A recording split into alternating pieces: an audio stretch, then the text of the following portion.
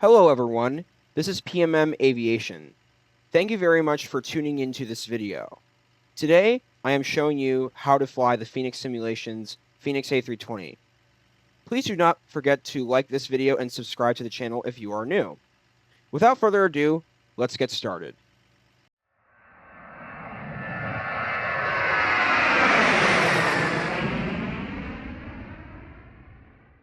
Before we start this video, please keep in mind that Fenix simulation products are payware.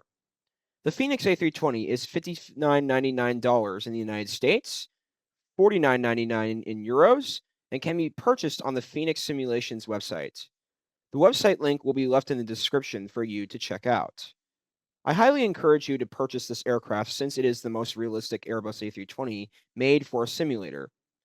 When you purchase the aircraft, you need to install the Fenix Simulations web client to update the aircraft and install liveries. Regarding the liveries, the Fenix A320 has 4 variants, 2 of which are the IAE engines and the other the CFM engines. The IAE and CFM engines each come with a winglet and non-winglet variant. Before we get started with the tutorial, we have some prerequisites that we strongly recommend using for flying the Fenix A320, but are not required. The first one is SimBrief. If you have not done so already, please feel free to create an account for SimBrief on Navigraph for free. When creating a flight plan, be sure to include the aircraft type as the Airbus A320 and the airframe, the Fenix Simulations A320. The CFM and IAE engines are listed as options. When you are completed, you can generate your flight plan. Now that SimBrief is completed, there is a second but optional prerequisite that optimizes successfully with the Fenix, but is not required. This software is $33 in the United States and is called Ground Services Pro, or GSX. For those of you who do not know about GSX, it is a ground services software that handles catering services, fueling, boarding, and more at a realistic level. The Fenix tablet, which will be showcased within the next few minutes, optimizes GSX to sync its services with the requests provided by the pilot. I recommend purchasing GSX, but it is optional and is not the most important feature. Now that our prerequisites are completed, let's load up the simulator. Welcome into the cockpit of the Fenix A320. This is where you'll get started with your flight. To begin the process, let's go ahead and head over to the tablet located on the pilot and co-pilot left and right sides of the windows. You want to begin by turning the tablet on by pressing the circular power button on the side of the device, like so. Now that the tablet is on, let's click on the Settings app icon, which is a gear symbol, to locate the options for the aircraft. Let's click on the SimBrief ID username. If typed in, the SimBrief option will allow you to import your flight plans from SimBrief into the aircraft. If you do not know your SimBrief username, please locate the account settings page in SimBrief. Go ahead and type it into the text box. Now that this is completed, let's return to the main menu of the tablet by pressing the power button on the side. Locate the Fenix Simulations logo icon. There are a few settings that you want on during the in-flight experience. To locate the settings, go to the Sim Settings section. Let's go through each page at a time. Airframe. Brake fans and DCDU must be on. Number 2, airline modifiable information. LDEV, DAID, and virtual ACARS must be on.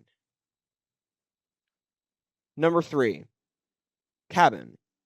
Cabin visibility must be on. Cabin lights can be adjusted however you want, but it is best to keep them on when boarding and off at the start of pushback. 4, controls. Auto display brightness must be on. 5, RA callouts. All callout switches must be turned on. 6. Distance, or units. Distance must be in meters. Pressure is hectopascal. And weight is in kilograms. Number 7. GSX. GSX is optional for this video, or if you have it. If you have GSX integrated, all switches must be turned on. 8. Cabin announcements. Enabled and must be turned on. Let's return to the home menu of the EFB. When entering into the app will ask you if you want to import your flight plan from SimBrief. Please go ahead and do that by going to My Flights, tap to import from SimBrief. Voila! After importing your flight plan, let's go ahead and turn the aircraft on. To do that, let's locate the overhead panel in the cockpit. In the overhead panel, there is a button which glows green. That abbreviates AVAIL for available. If you hover over the button, it says Toggle External Power, like so. Press that button. This button will power up the aircraft from electricity transferring from the ground power unit to the aircraft. After turning the aircraft on, there will be many switches which glow in white that say the word OFF. Each of these switches need to be pressed. Each switch is the battery that powers the aircraft systems and jet engines during aircraft startup and in-flight experience. Let's go ahead and do that.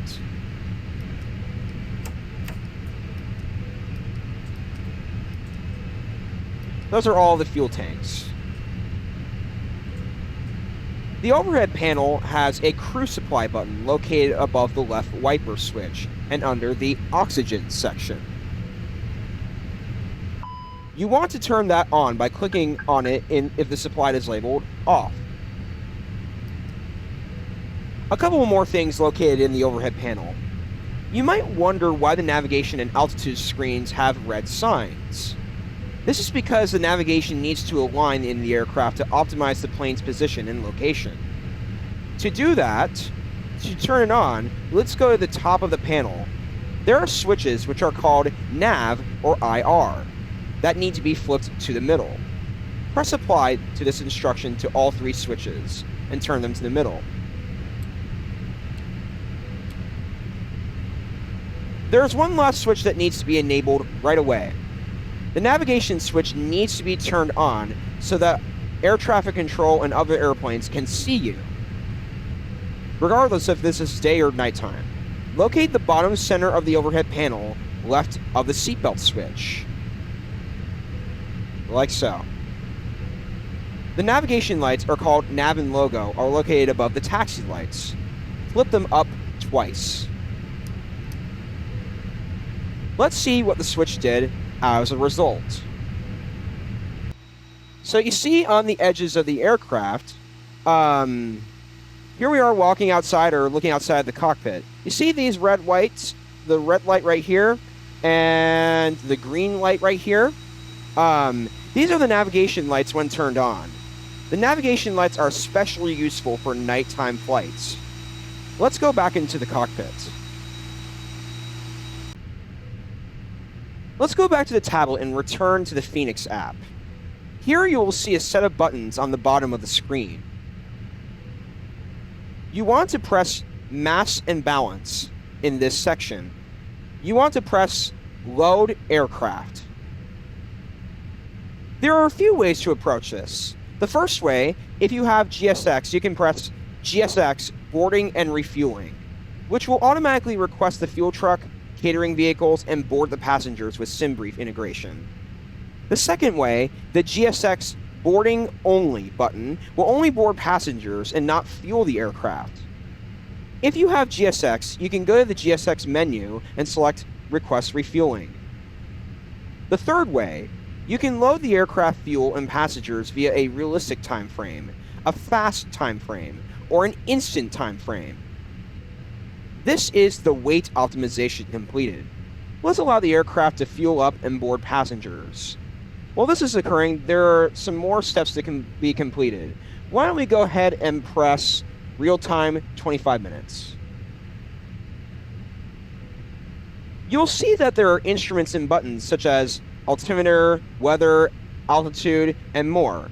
Let's go ahead and begin with the altimeter. Let's go to the Fenix tablet and the app. You'll see that there is a content menu that shows departure and arrival airports.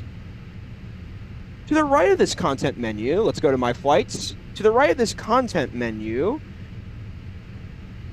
there's an empty space with what looks like some more pop-up menus that are ready to be displayed. Click anywhere in this empty area in which I want to scroll to the right twice.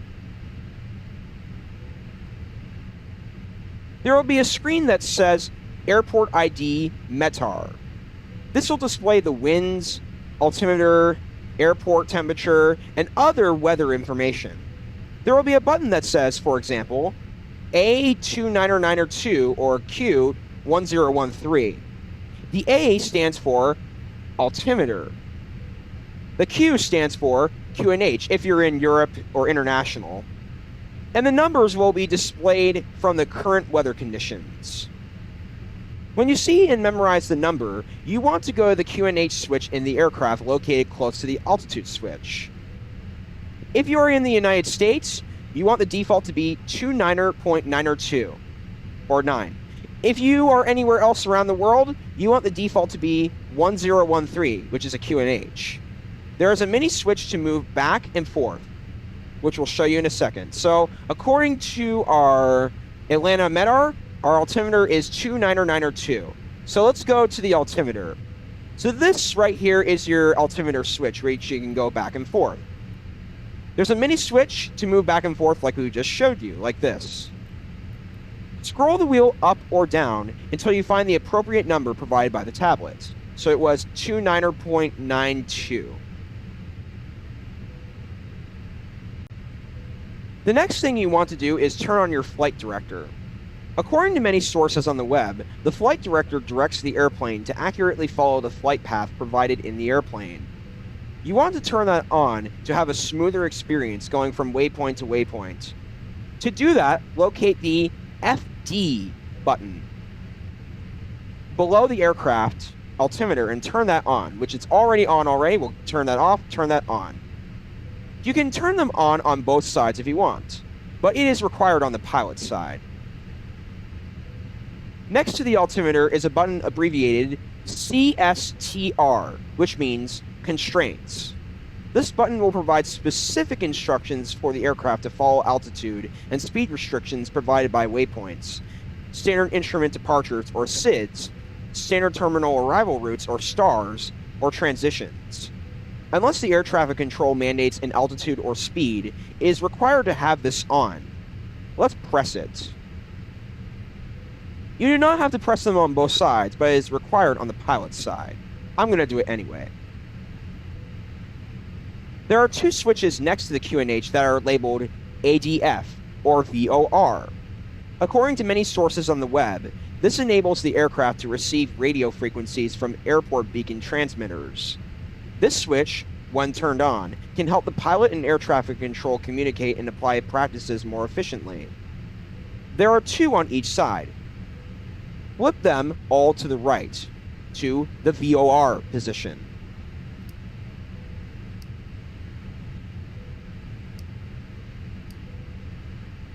The next instruction is the altitude. Whether it is provided by the ATC, SimBrief, or you making it up, you want to select the best altitude for higher fuel efficiency and a quicker flight time. You can switch the altitude switch to either increase or decrease by 100 feet or 1,000 feet. Let's flip the switch. Here is 100 feet. Now, let's do it again. Here is 1,000 feet. Now, let's get serious. For example, since SimBrief provides us with our altitude, which let's say it's 35,000, let's scroll the wheel until we get to that altitude.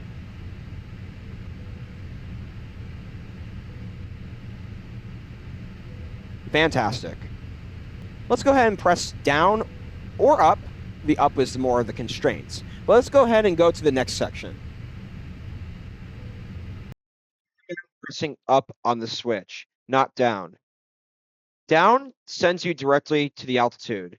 However, pressing up follows constraints developed from airport charts and waypoint instructions. Pressing up would provide a smoother experience for ascending or descending the aircraft. This portion of the setup is where SimBrief will come in handy. If you do not want to create a free account on SimBrief, that is okay as well. There are other ways to make your flight plan without the program. Left and right of your throttle is the MCDU, or what I call the airplane's computer. Right here and right here. The MCDU is where you will import your flight plan's routing or develop your own routing. To begin your own routing, let's start by pressing the MCDU menu. When the menu pops up, there will be an option that says ATSU or ATSU. Click the rectangle next to the ATSU button. The next button you want to press is the AOC menu button. Click the rectangle next to it. Next, press the Flight Init or Flight Initialization button.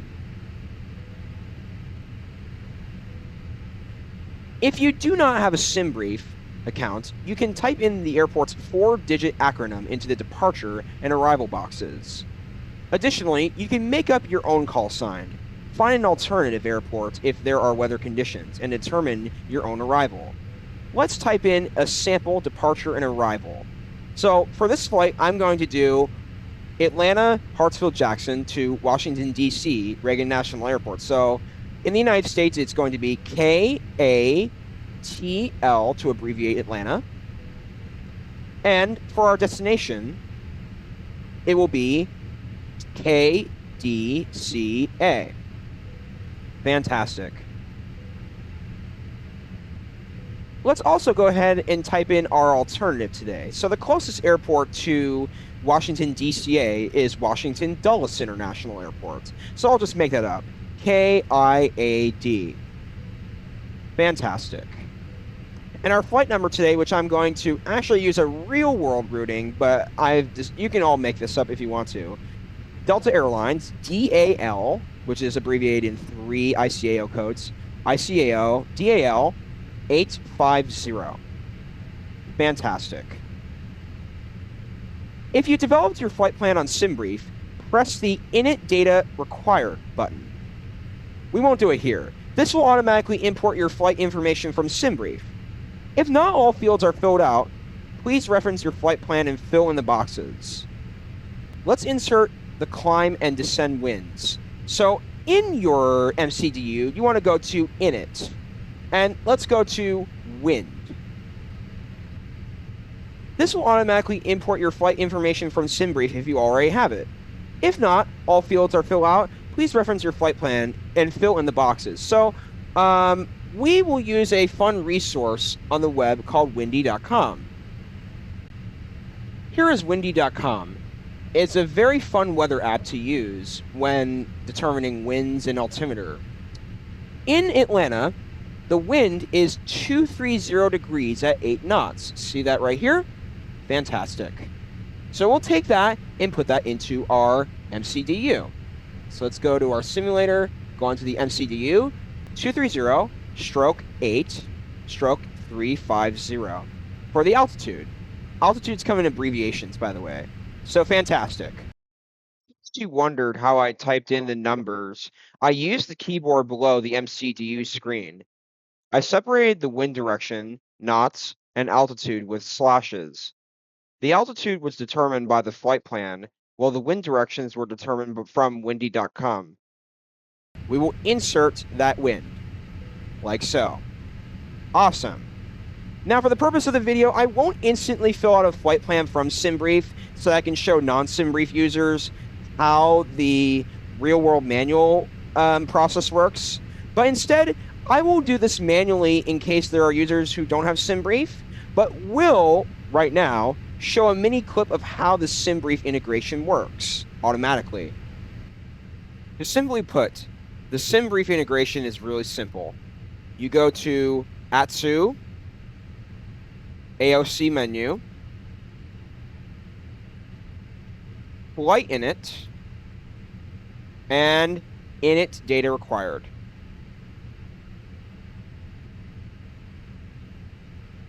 Wait a second. And there you go. There's your data.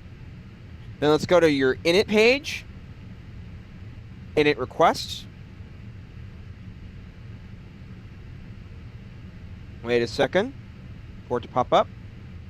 And there is all of your information. Notice how your flight number, cost index, and cruise temperature do not pop up automatically. You'll have to get that information from SimBrief. So next is your flight plan. And you see that all of your waypoints, such as your main cruising altitude waypoints, are here. That's how the SimBrief integration works. Back to the video. In the MCDU page, I will go to the init page. You need to do a few things that we must insert to go into the init page. Let's go in order. From /to, you need to place the airport's ID into the to and from. It must be separated by a slash. Your first airport is the departure, and the second is the arrival. Go ahead and do that. So for us, it will be KATL/KDCA. There's your from to. Your flight number. To find a flight number, the flight number must be 3 letters and at least 2 numbers. You can use Flight Radar, FlightAware, or Radar Box to find a flight number for your flight. Or you can make one up if you want. When you have the number, go ahead and type the number in. For example, I will put DAL850. Number 3 is the cruising flight level that can be located from a playback of a flight in Flight Radar 24, Radar Box, or FlightAware. If you have SimBrief, you can find the flight level cruising altitude from there.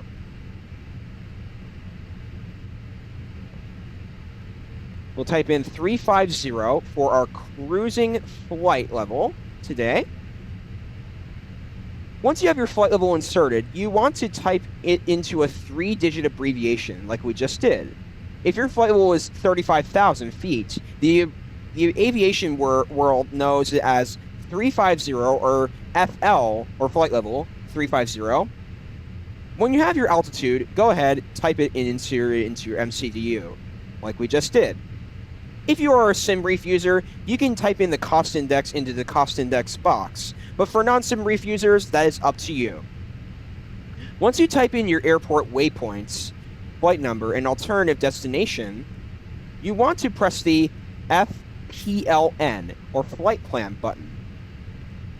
This button will take you to your airplane's GPS system that provides waypoints from takeoff to landing. If you do not plan to use SimBrief, I would recommend using a real-world routing from radarbox.com. An alternative includes FlightAware 2. I determined a flight I want to do.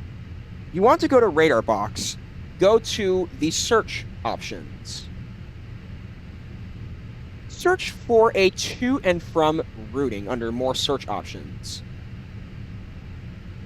And you want to find a flight you want to do. For this example, we will use a flight from Atlanta, KATL, to Washington, D.C., KDCA.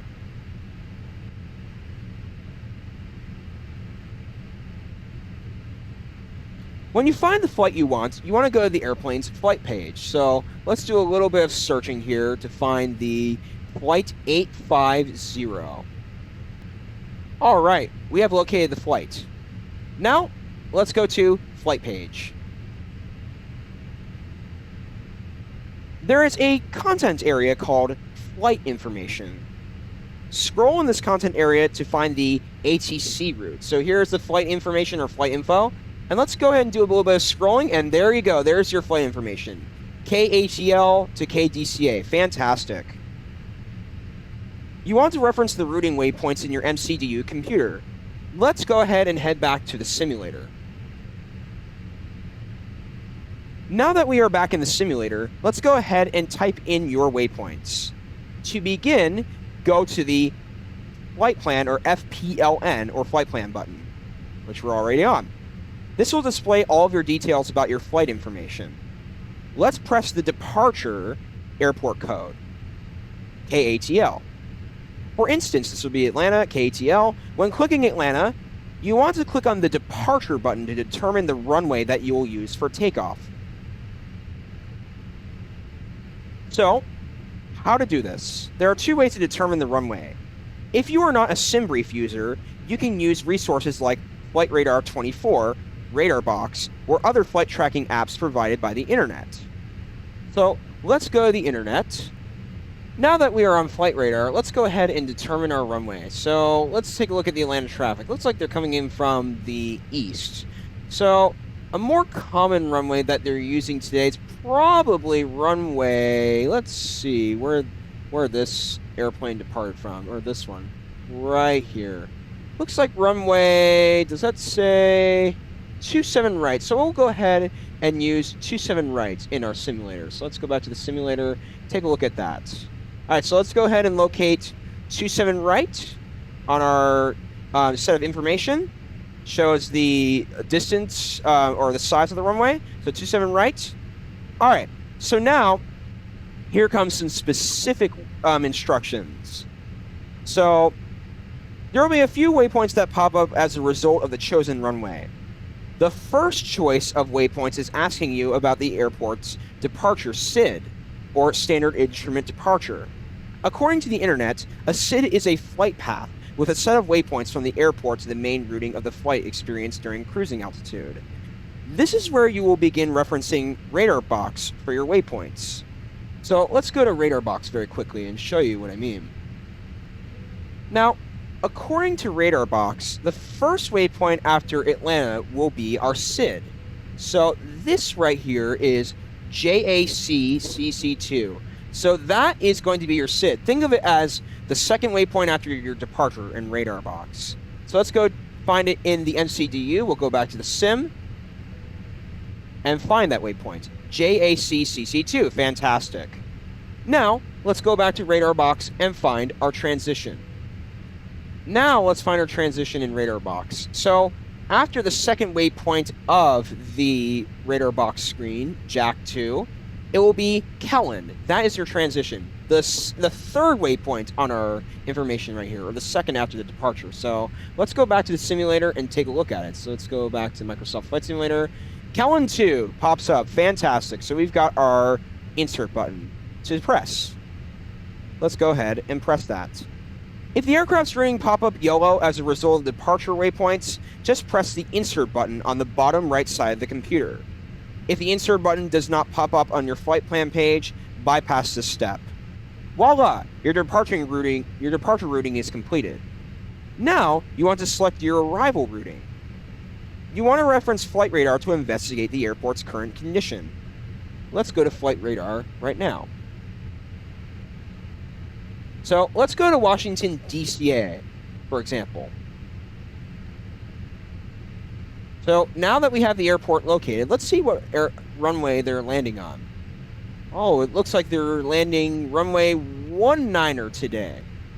Fantastic. All right. To insert my arrival, we're going to go back to the simulator. So let's go back to MSFS. So to insert the arrival, you want to press the DEST button, which would be KDCA. So we're going to press the arrival button on your page. So, according to SimBrief today, there are different types of approaches such as ILS, RNAV, LLC, or more. You want to select ILS as your standard type of arrival. But for this flight, because of the type of approach we are doing, this is an RNAV approach, or runway navigation approach. So today, we're going to do RNAV 19er, or 19. Fantastic. So let's go ahead and go to Radar Box and reference our next step. Here is our Radar Box information. So let's go to Radar Box and see where the arrival is. So we've got DCA. So our star today which is going to be one of our waypoints, is CAPS 3. And our transition today is going to be waves. So CAPS 3 will be the second to last waypoint before the runway, and waves will be our third to last. So let's go back to the simulator and show you where this all stuff is located. So remember, CAPS 3 and waves. Okay, so this is where the star is located. The star will come first, and once you select the star, the transition will pop up for your choices. So we remember on Radar Box that it was CAPS 3. And then we remember our transition from Radar Box, which now popped up as a result of the star, which is waves. Now that we have both of those selected, let's press Insert. Another way to check for your airport departures, arrivals, SIDs, and stars is checking SimBrief. As stated in Radar Box, the SID is the first waypoint after the departure with a number, and the star the last waypoint before the arrival with a number. When you create your flight plan, you can select a SID and a star as well. Sometimes SimBrief is inaccurate to real-life departures and arrivals, so that is why I use Radar Box and Flight Radar 24 to check departures and arrivals. Now you want to verify your flight plan. Next to the standard pressure button, or altimeter, there's a switch that is labeled ARC, Plan, Nav, etc. Turn the switch to Plan mode. See that right there, Plan? Let's go ahead and press that, Plan. Fantastic. In your MCDU, you want to scroll up and down each waypoint to verify that the flight path works well from departure to arrival. So, see these up and down arrows? You want to press up to go later in the flight, and then you press down to go back. You can also zoom in and out with this number switch right here, so if you want to adjust that, you can. So I'm going to just do size 20, zoom 20. Let's go ahead and verify our flight plan. Oh, it looks like we have a discontinuity. So a discontinuity occurs when there is an unclear point when the airplane doesn't understand a certain point of the data. So what we'll do to get rid of that is see this clear button, which is right here. You want to press the CLR button. Press clear, and then go to the rectangle next to the discontinuity, press that. When this pops up, you don't want to temporarily erase, but you want to press temporary insert. And voila, there is the rest of the flight plan, or most of it. So now we want to keep going. So it looks like the transition is popping in correctly. Look at that, it's looking good to me. Now, you might wonder why the flight path is not going to connect here. You want to leave that alone intentionally because we will be vectoring from one waypoint to the next. Because of traffic in the airport arriving into DCA or other airports, air traffic controllers might vector you at a certain distance from the packed waypoint to the Fergie waypoint. Sometimes they might vector you in closer, and sometimes they might vector you out further, depending on the traffic conditions. If you want to arrive quicker and do not want to waste time, and if you don't have any traffic, go right away. So we want to keep that discontinuity if that is the case. So in our case, it looks good. So let's keep going into the flight path and seeing if this looks good. Looking fantastic. Awesome. All right. Now that we have verified our flight plan, let's go ahead and head to our ARC mode. You can zoom in and out as we said. Now that your flight routing is inserted and verified, you want to insert your fuel weights. Before doing this, it is best to wait until passengers are boarded and use SimBrief as a reference. So let's go to our mass imbalance in the tablet and see that all passengers are boarded. Fantastic. You can use SimBrief as a reference. If you do not want to board passengers or when you have boarded your passengers, then you can do this step now. If you have GSX and when all passengers are boarded, which will go to the EFB and select mass imbalance, which we have done already under the Fenix app, select Send to MCDU. Let's go ahead and press the Send to MCDU button. Success. Now what we will do is locate our MCDU. Let's go to the fuel pred page. This will import all of your fuel from your Fenix tablet to the fuel pred page. It will take the weights that have been imported from the flight plan, and it will import it from the tablet into your MCDU, like that. So the second to the last thing to do before our pushback are the takeoff weights. To do that, let's go to the Departure Perf app in the Fenix A320. So let's go back to the menu, and let's go to Departure Perf. When in the app, press Sync Load Sheet Final. Fantastic. And then Sync Live WX.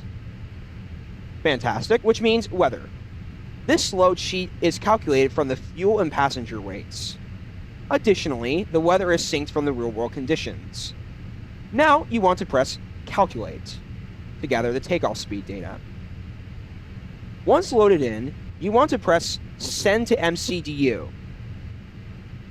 The takeoff data will be sent to the MCDU computer automatically when pressed. To check, let's go to the MCDU. Click on Perf, P-E-R-F. There you go. The takeoff speeds are automatically imported. The last procedure to complete before takeoff are transponders. Let's go ahead and move to the communication section of this experience, of this tutorial. Next to the engine switches, which are located underneath the throttle, right here, are a group of switches that enable radar detection for air traffic controllers to detect your airplane in its center frequencies, approaches, and on the ground. These are called transponders. To turn the transponder on, you want to locate the top switch next to the number pad. See this mini switch right here that says STBY, auto, and on? And flip the switch to the on position. This will tune the transponder to on, where air traffic controllers will see your airplane on radar. Under the number screen, or squawk identification code, see this big number switch right here? There will be a second switch with a group of letters, TA, TARA, and STBY, and more. On the ground, you want to flip the switch to TA. So see this middle switch right here that says TA? Flip it to that. Our last procedure is now completed. Let's go ahead and begin our pushback. Now that we are at our pushback phase, we want to make sure that our passengers receive safety measures. The first one that we can think of are the seatbelts. So let's go ahead and go to the overhead panel. On the bottom center of the overhead panel, there's a seatbelt switch next to the taxi switches. Let's go ahead and turn them on and put that up. The next thing to the seatbelt switch is the no smoking switch, which is next to the seatbelt switch. Please flip that switch up twice. Safety 101 completed. Disconnect the jetway, which is automatically disconnected, which is quite cool. So to disconnect the jetway at any point, let's go to our ground services and toggle jetway. We want to press that, but for this instance, since it's not connected, no need to worry about it. So just showing you all how. So now we can turn our beacon on.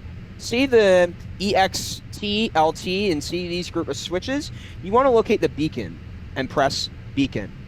So let's go outside and see what that does. So if you see this mini light right here, that is the beacon. So that is how the beacon works. It works above and below the aircraft, like so. See the red flashing lights above our airplane? This is the beacon. It is good for other airplanes to see you at night and daytime. Also, beacons identify when an aircraft is at its pushback phase, taxi phase, and in-flight phase. Beacons are not supposed to be on when parked at a gate since the aircraft is not moving. It is only for moving or active aircraft. The next step is the auxiliary power unit, or APU. The APU is the mechanical unit of the aircraft that allow the engines to start. If you do not have the APU on, your aircraft will not start up. To turn the APU on, go to the overhead panel. There are two buttons that need to be turned on. that is the APU bleed. So locate above the seatbelts and go to the APU bleed. Turn that on. And then the master SW. That is another switch for the APU to turn on. Turn that on next to the nav lights. Fantastic. Now, we want to wait a few seconds before the APU starter can come on. We want to wait at least 3 seconds before turning each of the buttons on before turning the APU starter on. Now that it's been 3 seconds, turn it on. Fantastic. Now, we're going to wait a minute or two until the APU fully turns on. Alright, fantastic. Now the APU is turned on. You can identify that now that the starter says avail, which is fantastic. Alright. Now that we have the APU all on, the APUs are what power the aircraft when leaving the gate. However, the ground power unit is what powers the aircraft at the gate. We need to have the ground power disconnected from the aircraft. To do that, go to the Fenix app, locate ground services. Fantastic. See the toggle GPU button in the Fenix app? Please turn this off immediately after the APUs turn on. The APUs already are now placing electricity into the aircraft, so there is no need for the GPU to place electricity into the aircraft anymore. Before we push back, we want to press one or two things. There is a button next to the jet engines called the crank switch, the engine mode normal, or the IGN start. IGN means ignition. This will ignite the jet engine motors to operate the engine startup. So, without further ado, let's flip that switch 1 to the right. We want that on at all times when jet engines turn on, like so. The chocks are what keep the aircraft in place. Think of them as cones that keep the gears from moving. If we take them off, which is required right now, the aircraft can move if you have the parking brakes off. More on that in the next few moments. Now, we are officially ready for pushback. If you are a GSX user, you can press prepare for pushback and departure, like so, but we won't do it for this video, and it will automatically integrate. If you do not have GSX or any other ground services tool, go to Ground Services in the Fenix app. Press Connect Tug. When it is on, it will say Disconnect Tug. Make sure not to press Disconnect just yet. This is a control panel that will push the aircraft back based on the buttons you push. So let's go to Ground Services and connect the tug. Let's go outside and see if the tug has connected. Even though it hasn't, we'll show you how this works, okay? So, make sure to push back either right or left depending on the way you want to go for taxiing or when the air traffic controllers instruct you to do so. So, you want to locate the connect tug button like we did. Anytime before starting the pushback, make sure all the chocks and doors are closed in the external units section. The same applies to GSX users, but may be automatically completed by GSX integration. Before pushback, you must always release the parking brake, which we'll show you right here. You see this mini switch right here, parking brake? Let's go ahead and release that. Fantastic. Now it is off. It is below the flaps and spoilers and the, the engine switches. Okay. So, notice that there are a group of arrows right here. This means push back left, which will turn our aircraft to the right. Or push back right, which will push our aircraft back to the left. But because of runway 27 today, we probably want to push back to our left and turn right. So now, let's press start. So see that our aircraft is starting to move? Fantastic.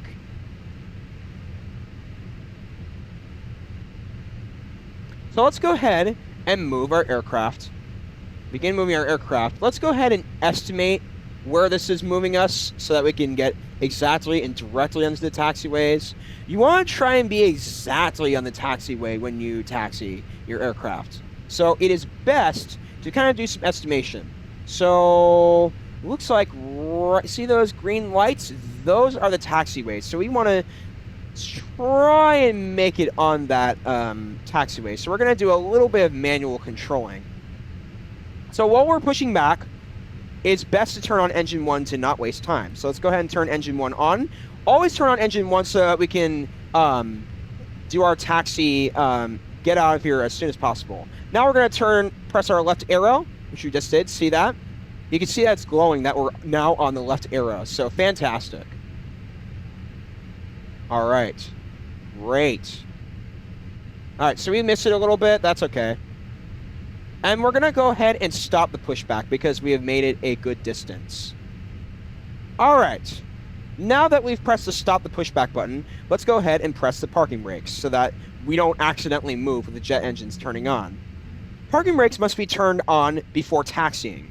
In real life, if you do not turn parking brakes on, a collision can occur between a pushback tug and an aircraft. That would not be good, so we just turn them back on. Now that engine 1 is on, engine 2 can be turned on by flipping the switch up. Alright, so engine 2 is now turning on. Give that a second to load up.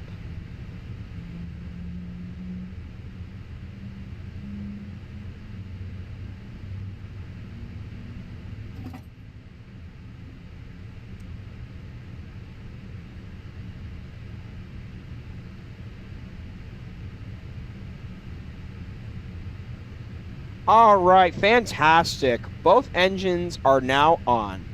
So now what we need to do is, if the APU is now on, all the APU switches now must be turned off. So let's go ahead and turn off our APU switches. And then when you press that, the available signal will still pop up. That's okay. So if the APU is left on during the flight, more fuel will be wasted. Not good at all. We do not want to waste more fuel in case of a diversion or if there's not enough fuel to make it to the destination airport. The taxi lights can be turned on by flipping the switch up at once. So see this mini nose switch? You want to switch that up once to taxi. We will be flipping that up to takeoff once we're at the runway. Flaps can be enabled too. We'll actually go to the MCDU and figure out how many flaps. Usually when you do flaps, if you're at a flight below 50% fuel, you want to flip the flap switch down once to the 1/4 position out of 4th. And then if you want to do a flight above 50%, you'll flip it to the 2/4 position or 50%. So let's go ahead and flip that to the 25% power switch right there. Fantastic. All right. The next thing we want to do is make sure that our spoilers are up. So what happens is if you are taking off, and let's say you have to make an emergency stop, you want to make sure that the spoilers are armed so that the aircraft slows down on time. So let's go ahead and hold and drag the spoilers up until you get this white line. Fantastic. All right. Brakes also need to be turned on in case there is a takeoff diversion, like we just said. For takeoffs, at all times, you want to turn the max auto brake switch on. Because let's say if we're going at a high speed on the runway and we need to slow down very quickly because we are closer to the end of the runway, well, max auto brake is going to help you at all times. So, fantastic. The last thing you want to do before taxiing is to apply the takeoff configuration flight control. So let's go to TO config. You want to press that and go to flight control. And let's go to our perf page, which we are on right now. And you can see our speeds. Now, there is a section called flaps/THS. The THS is our trim, which means down 0.3 degrees. Now, if you go to the flight control page, right here, like so, you want to adjust the trim by going down. So you see this mini wheel right here? You can go ahead and move it up, down, hold and drag, up, down. So it was 0.3 down. So we're moving it down right now, going forward. So that would be up, moving backward. Fantastic. So let's move it to 0.3 degrees. So 0.1, 0.2, and wait, hang on one second. Moved it a bit too far. Oh, almost had it. Fantastic. 0.3 degrees down. Now, One other thing we want to do is before we take off, before we begin taxiing, the ignition start, since we are not fueling the engines up anymore, must be in normal mode, because that might interfere with the engines as well. So we don't want that during the flight, but we don't also want to waste fuel. We want the engines to be in perfect condition. Okay, so those are the pushback procedures. Yay! Fantastic. All right. Now, let's begin taxiing. So I'm going to go ahead and begin taxiing right now. Now, to begin taxiing, we want to go ahead and release our parking brake, because that's what keeps our aircraft in position. So let's go ahead and release. Fantastic. Now, we're going to go ahead and increase our power just a little bit so that we can gain a little bit of traction for the taxi. All right, awesome.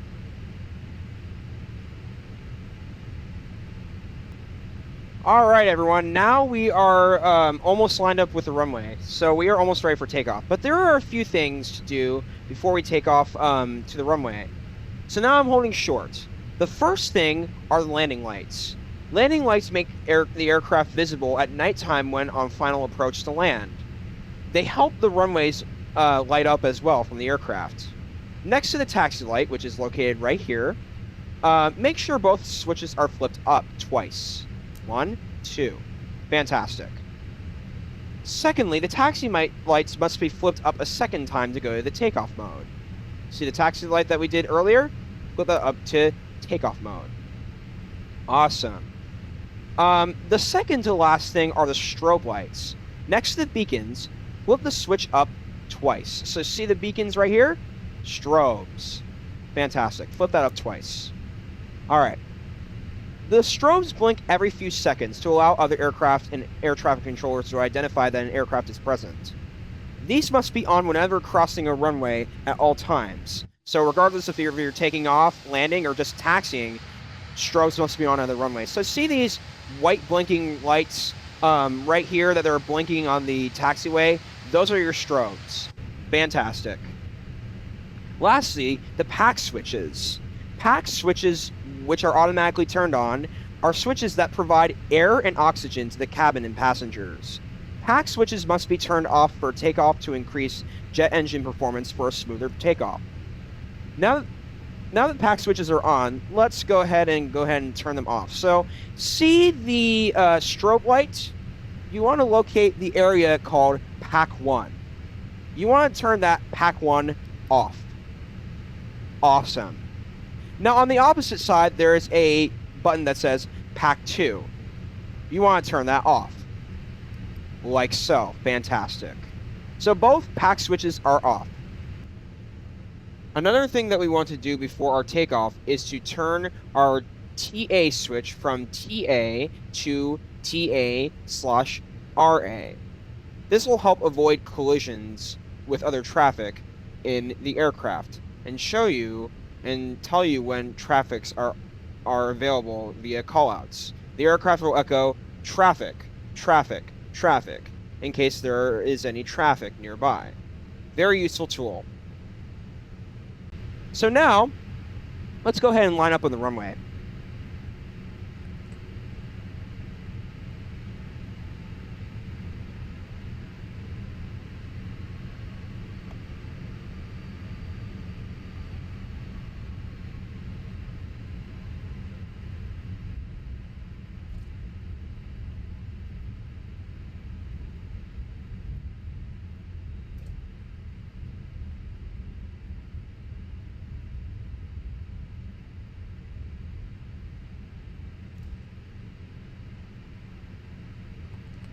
Fantastic. Now that we are lined up on the runway, there is one thing to mention about the throttle. The position of the throttle is dependent on the runway size, so we'll show you.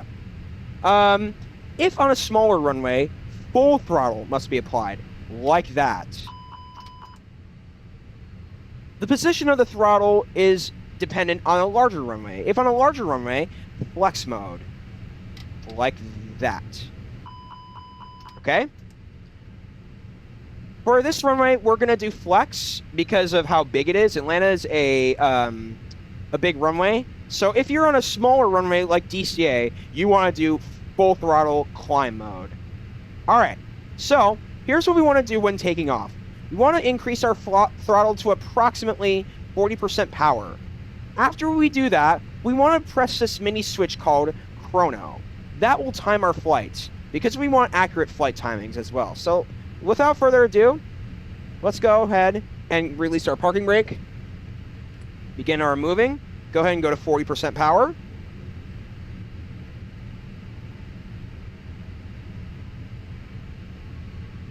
Fantastic. Press Chrono, and then move the throttle up to flex mode. So flex, a mini pop-up will pop up right here that says main flex, so look out in your altimeter switch. All right, so let's focus on takeoff. The best way to take off is to rotate gently. Whether you have an Airbus stick or you're using a controller, be gentle, and if it's not rotating up enough, apply a little bit more force, but don't be too gradual. See that pink arrow? That's when we begin and rotate. So once we reach it, like now, let's go ahead. Like that. That was a great takeoff. All right, so after takeoff, we're going to put our gear up. So see that gear switch? We're going to put it up. Awesome. Fantastic. Now that we are ascending into the air, we want to do a few things. The first is climb mode. So do you remember what I showed you in the throttle a minute ago? Climb mode will be applied to the throttle right after takeoff. Climb mode allows the aircraft to have enough power when taking off. So when you do that, you want to decrease the power to climb, and that will be applied to all of the flight. Another way to understand the throttle easier are the markings listed next to the switches. One is marked CLB, which is climb. Another FLX, which is flex.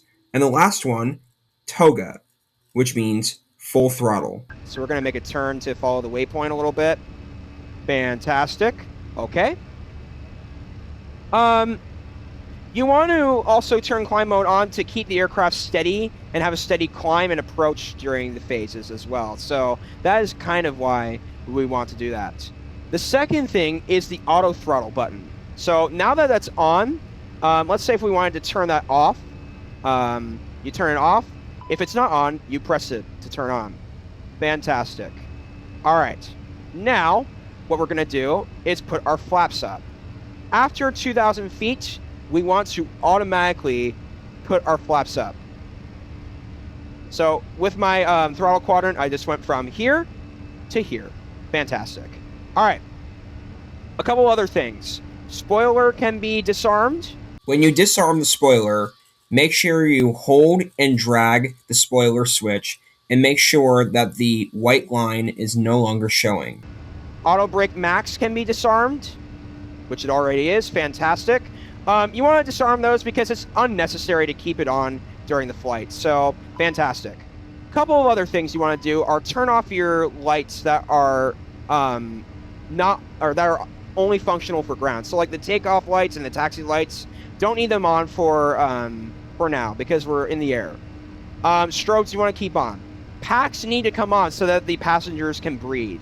You want to keep that on at all times because that is seriously important. If you don't have that on, the passengers won't breathe. So now that we are at a good point, I'm going to go ahead and press our autopilot switch to follow the rest of the flight. So let's go ahead and see that AP1, AP2 switch. Press it. Fantastic. All right. Make sure that our altitude is switched. Fantastic. All right. So now that we are flying, there is one or two more things that we need to do at 10,000 feet. So now that we're climbing, let's go to 10,000 feet. Okay, now we are at 10,000 feet. There are a few procedures that need to be done at 10,000.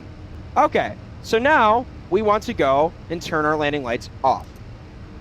Both of them need to be turned off at 10,000 feet. Fantastic.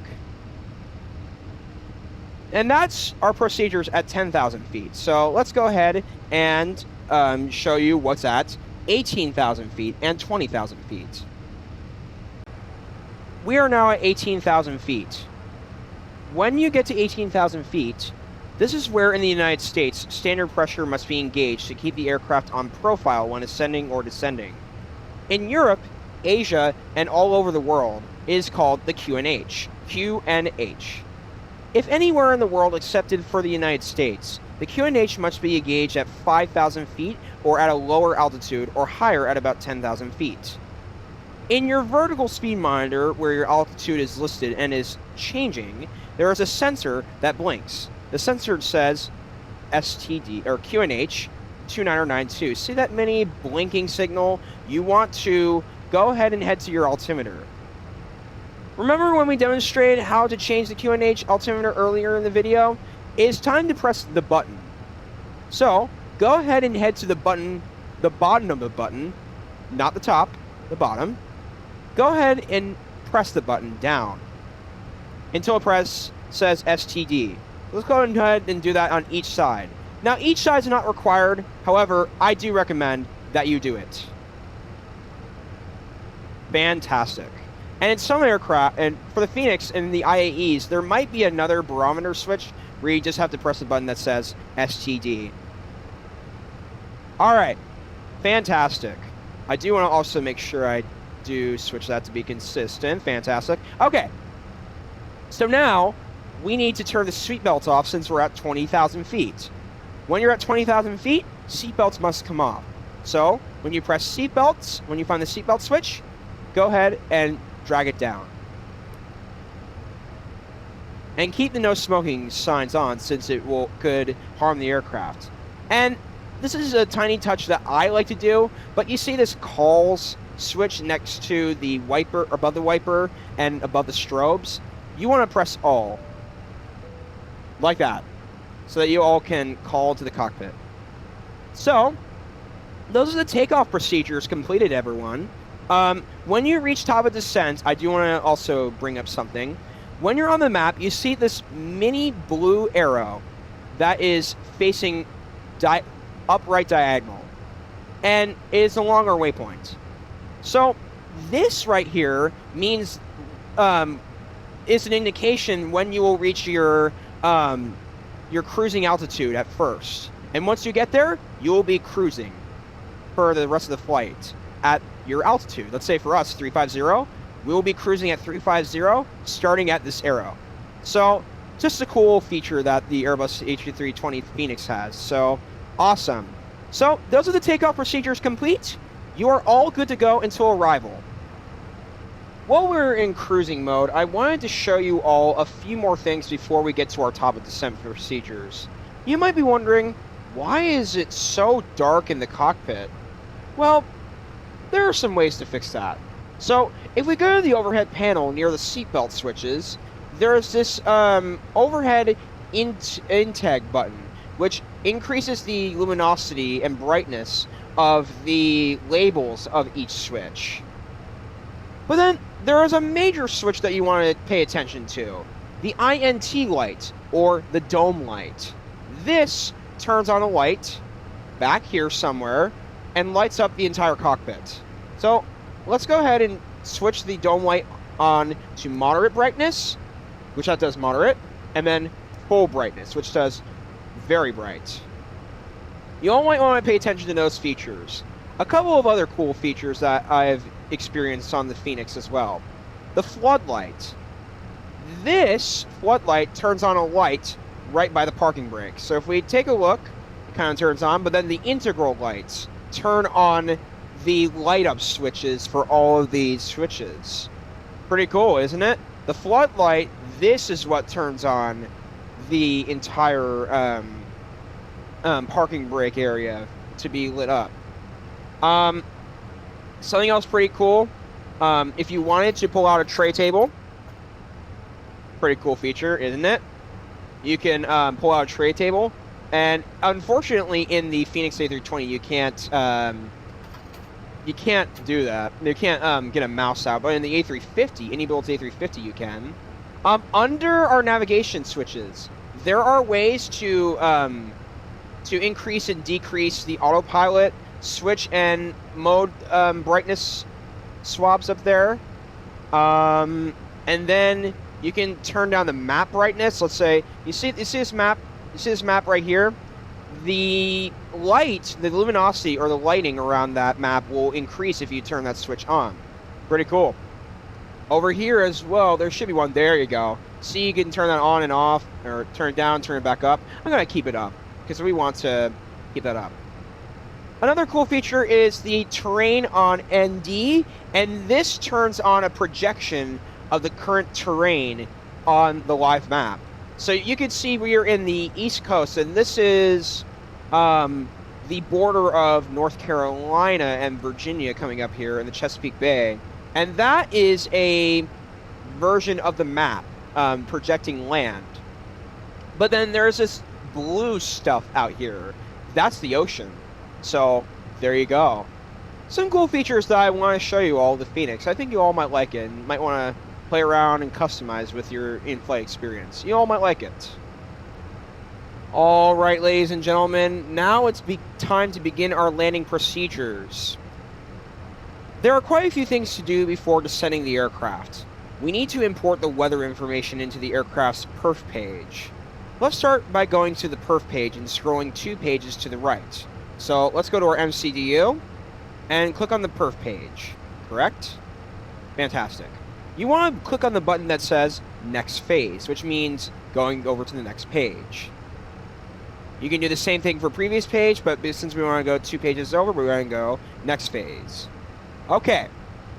There are a few things we need to do here.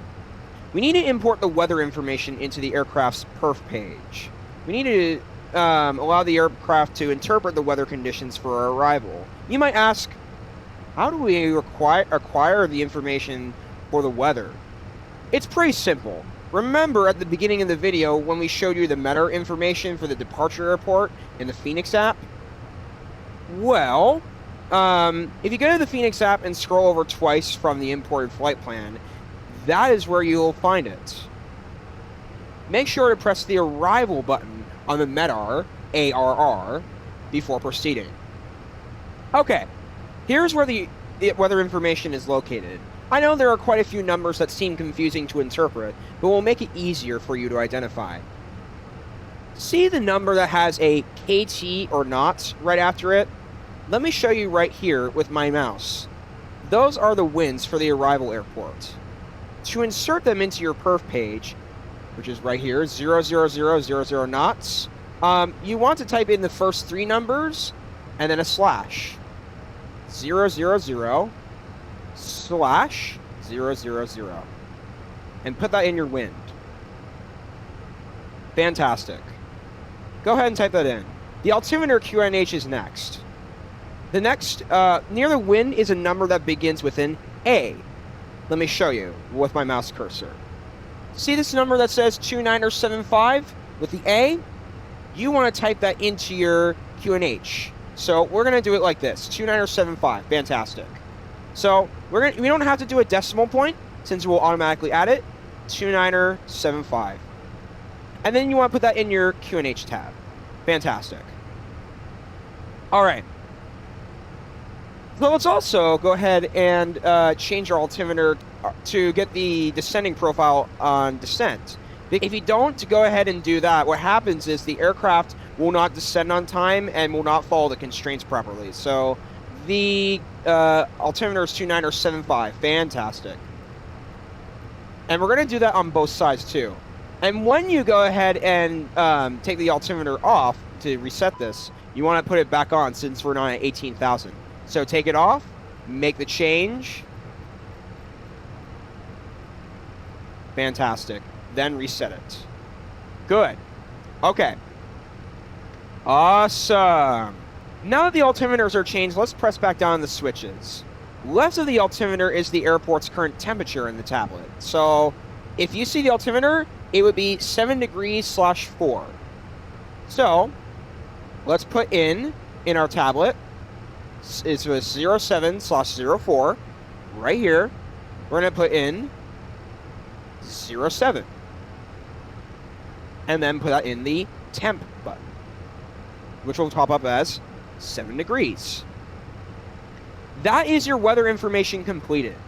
Now we are almost ready to descend. Do you see this arrow that is facing down on our flight path? right here. That is an indicator when it is time to begin the descent. Another way to check the descending time is to go to the first page of the perf page and find a heading called dist for distance. So we're on our main perf page, and then we'll go back to the first page by pressing previous page. So our dist is 20 nautical miles at this current moment. When that reaches 0, that is when descent begins. No later than 0. You must press it exactly at 0. Your aircraft needs to descend on time and on profile. So 0 is the maximum in all cases unless an aircraft traffic controller tells you otherwise, or your arrival charts require specific altitudes. Before we reach 0, we need to switch the altitude from our cruising altitude to a lower altitude. Go to the front of the cockpit, backtrack the altitude wheel to, let's say, 4,000 feet. So see where it says 35,000? Let's spin the wheel until we get to 4,000 feet. Awesome. I like to do that to be on profile for final, but it's all dependent on the air traffic control instructions, charts, or how long the final approach is too. Do not press down on the switch, but press up when it's time.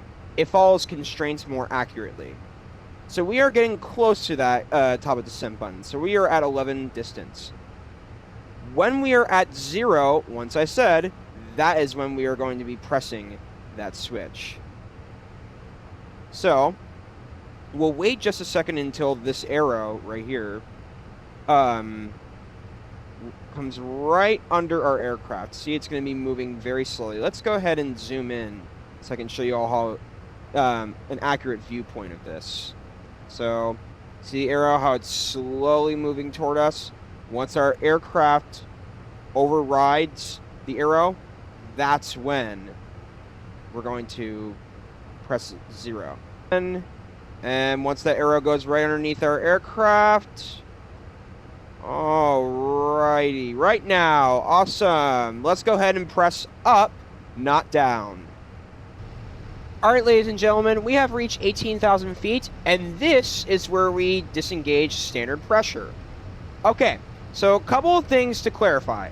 If you are at 5,000 feet or above, this lower altitude around the world, especially in Europe, go ahead and disable this altimeter or QNH, or in Europe or all around the world, the QNH, on all switches, like so. But at 18,000 feet in the United States, you want to press up on this arrow, on this standard pressure switch. So now it disables. Let's go to the other side. Do that switch. Step down, which enables it. Disable it by pressing on the top side. So now this will keep the aircraft on profile. Another thing that I do want to showcase is if we are overspeeding a little bit. See in our speedometer in our screen that our knots are at 260, but our knots suggest somewhere in around 255. There is a way to slow that down a little bit. So if we go to our spoilers and set our speed brakes a little bit, the arrow should go down. Let's apply a little bit more. Watch what happens. You see how it's kind of slowing us down a little bit? It should work. Sometimes it works, sometimes it doesn't. It depends on how fast you are descending, depends on how slow. It depends on those type of conditions. But for this context, we'll keep it at the standard. Okay? Alright. Our next recording will be at 10,000 feet. Alright, ladies and gentlemen, now that we are at 10,000 feet, we've got a few things to do in order to be ready for 10,000 feet.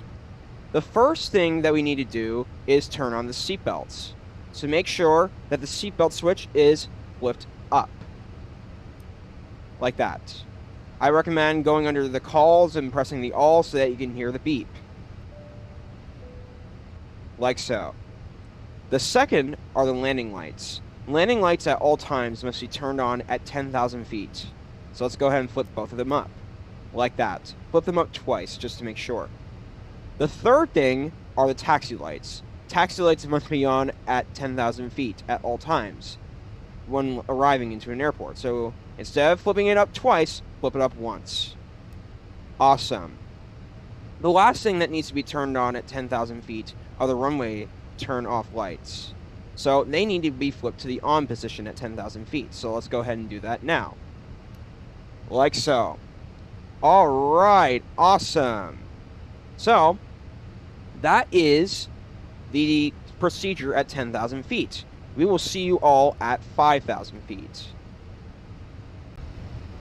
All right, ladies and gentlemen, you might recognize that we have changed our time of day to evening time is because the approach that we were doing into Washington, D.C.A. was too complex for a beginner's tutorial on the Fenix A320. So I decided to do a mini flight with the Fenix A320 from Richmond to Dulles, which is about 30 minutes. So we're doing that right now. We are approaching 5,000 feet. There are a few things to do at this altitude before final approach. The first thing to do is to reduce your speed to 220 knots.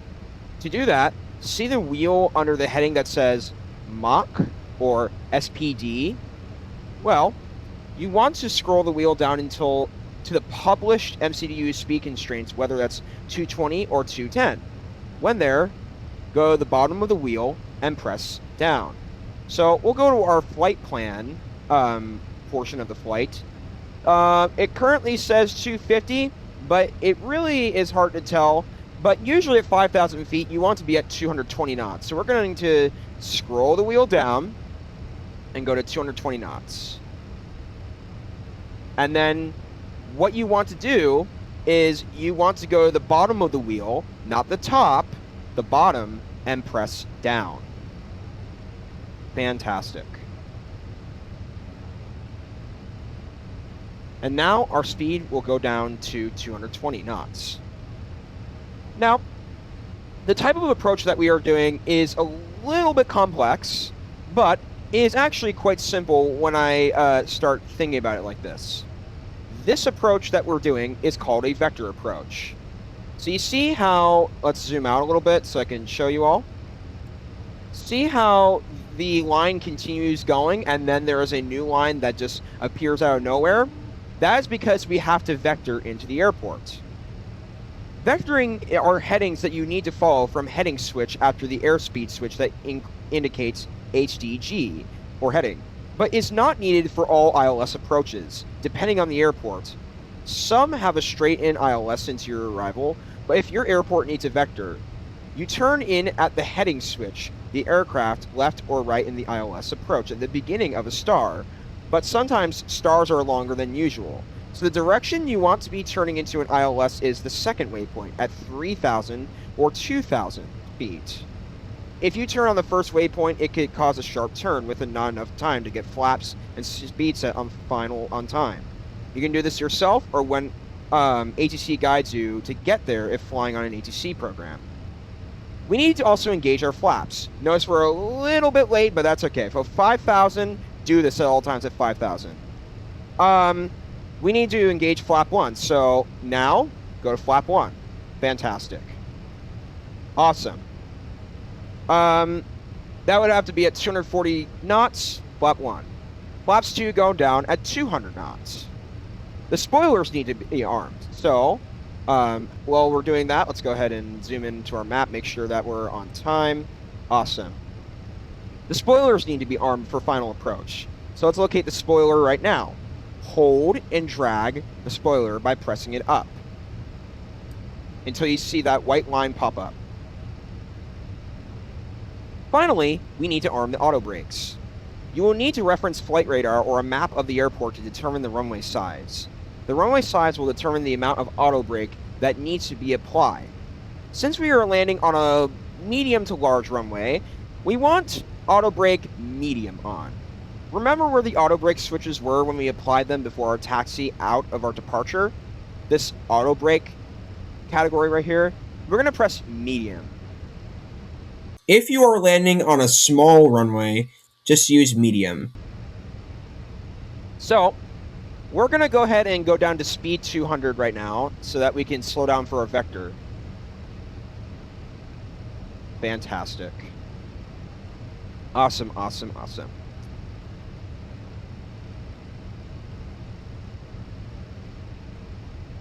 I do want to show you all how the vector works as well. So you also want to think of heading levels as a compass.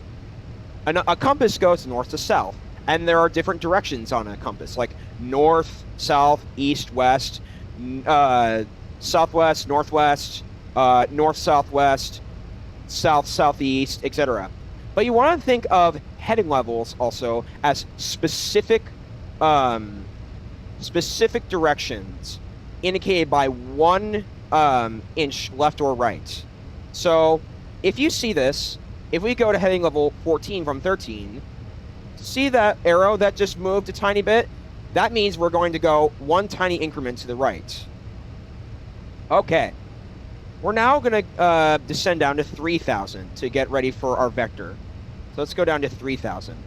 We are very close to the airport, so we are not ready to make our vector in. So here is what's going to happen. You're going to establish your localizer.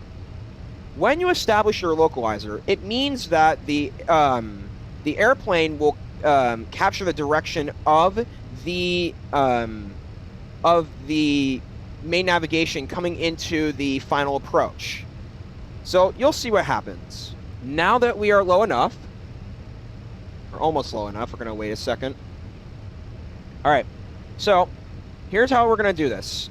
We're going to flip our heading level a little bit to our left so that we can begin our turn. We don't want to go too shallow, but we want to somewhat go at probably a 55, 70 degree angle, like heading 312, something like that, so that we can begin our turn. Give that 1 more minute until we are ready to go for our vector turn, our turn into final.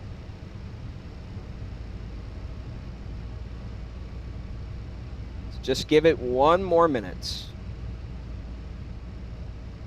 All right, I think we're ready now. So let's go ahead and press, instead of up, press down on the heading level switch.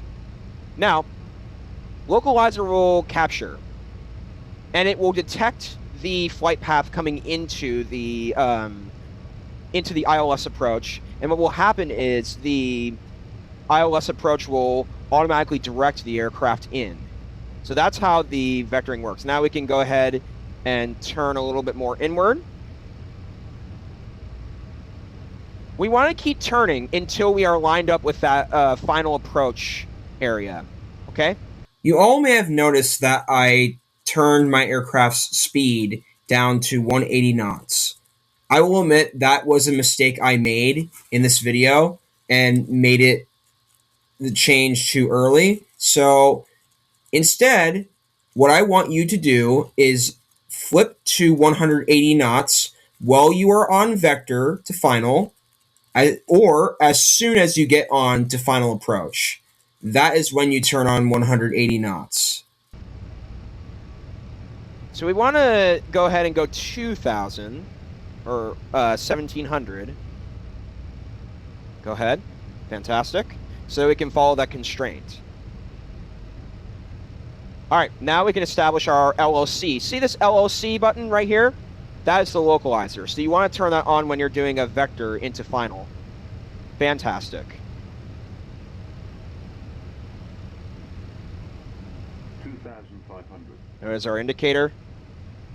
We'll be turning our gear down in a minute.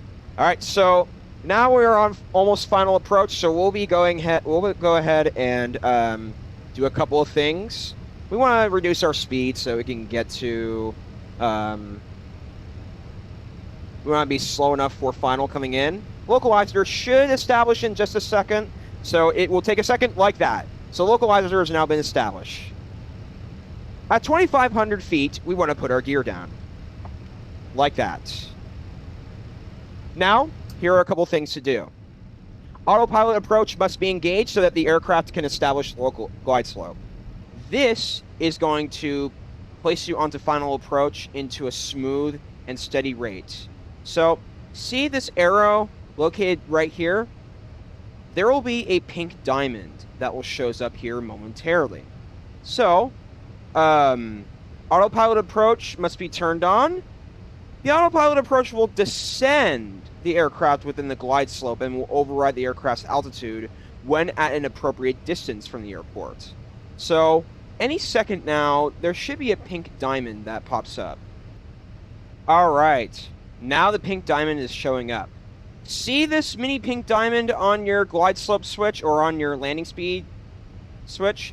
See how it's slowly moving downward? That is good. That is a normal behavior in the autopilot approach.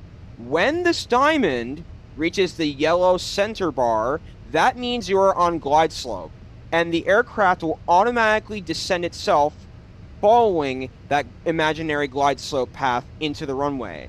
So, please keep in mind that it will do it for you, and you do not have to worry about getting the constraints or anything ready or changing your altitude. So, wait for this to come down from this last dot to the center and watch what it does. I'm not going to do anything, not going to press. Just wait. See how the aircraft is beginning to descend itself? Once it reaches center, it will stabilize a reasonable approach speed and descending path into the runway. Flap setting 2 out of 4 wants to be engaged at... Oh, wait. I engaged the flaps a little bit late.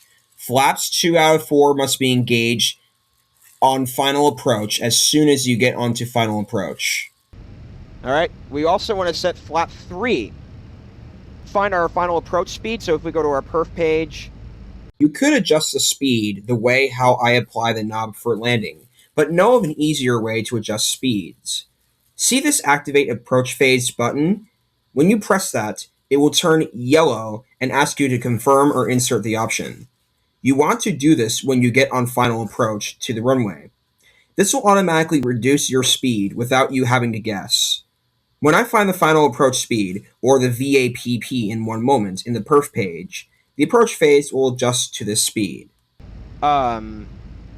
We do want to find it, so let's go to our next page. Our VAPP will be our 133 knots. Now that we have just reached 1,500 feet or 1,500 feet, it is time to extend our final flap down to the 4 out of 4 position. Go ahead and do that right now by holding and dragging the flap setting and putting it down to the final 4th position. I want to go slow down to 133. Fantastic. All right.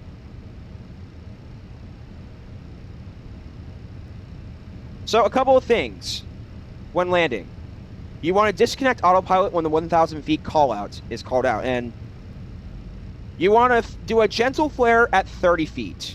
At 30 feet, make sure to decrease throttle power to 0% so that the aircraft does not ascend too much during the flaring process. A gentle flare at 20 feet, and a gentle flare at 10 feet. 10 feet, you want to flare gently. After the gentle flare is applied, you want to hold the flare so that the aircraft does not lose too much speed or bounces. So now that we've determined this is a good distance from the airport, let's go ahead and disconnect. 500. Fantastic. All right. See those poppy lights right there? PAPI lights that are 2 red, 2 white? That is the height you want to be at. 100 above. So we also want to turn off all the throttles at 30 feet as well. So it's a multitasking Minimum. section. So we're looking good right now. Here we go. 100. 50. 40. 30. 20. Retard.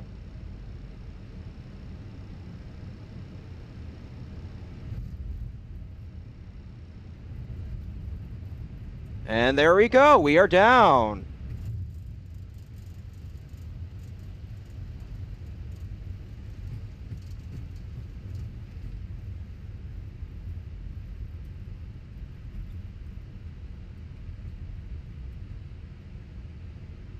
And ladies and gentlemen, we can go ahead and head off the runway.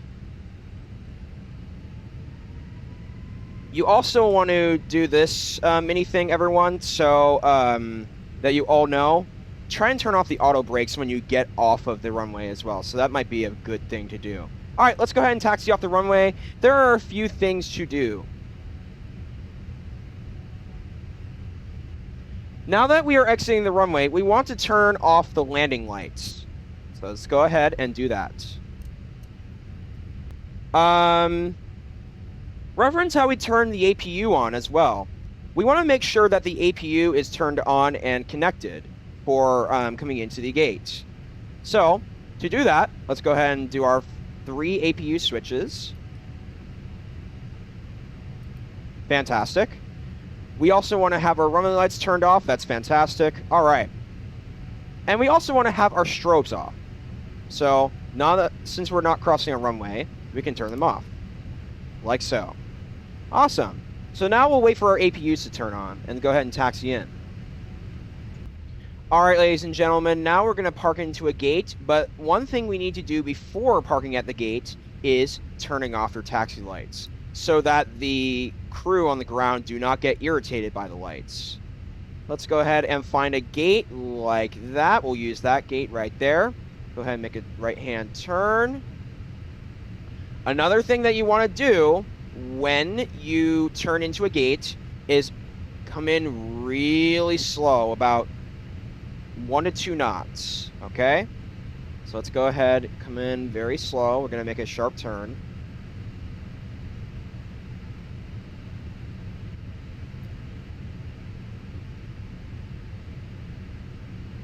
Like that. Now we're at 4 knots, so we'll go ahead and slow it down to 2 knots. Like that. Awesome. Make sure you come in really slow at 2 knots. And this goes for many aircraft as well.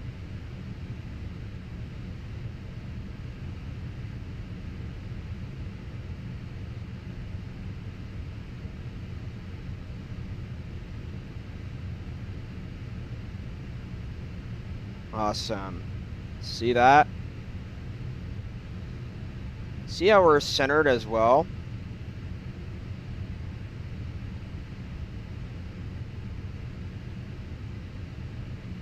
And we are parked. All right. We are now at the gate. Yay! Let's go ahead and turn on our parking brake to prevent the aircraft from moving. Let's do that now. Now, let's turn off the jet engines pronto, like so. Awesome. Seatbelts and the smoking switches. You want to make sure that they are off so that the passengers know that they are welcome to deboard the aircraft. And also, the no smoking signs can be turned off since we're not flying the aircraft at its current moment. You want to turn the beacon light off so that we are not actively moving the aircraft at all. So go to this beacon light right here. Go ahead and turn that off. Awesome, awesome, awesome. Services area of the Fenix app, locate a button that says Toggle Jetway. You want to press that button to connect the jetway to your aircraft so that passenger deboarding can successfully operate. When this deboarding permission pops up on the Fenix tablet, you want to press Deboard. This will automatically deboard your passengers from your aircraft. There is another way to quickly deboard passengers, in which I will show you right now. If you want to deboard your passengers, go to the Fenix app, go to Mass and Balance, press Reset All. Now we have it. And that's the video, everyone. I hope everyone enjoyed this video in teaching you all how to fly the Fenix A320. Please feel free to like and subscribe to the channel, share the video, and support the channel. If you all enjoyed this, feel free to hit the thumbs up. As always, I will see you in the next video, live stream, or whatever I post on this channel. Have a great day. Bye-bye.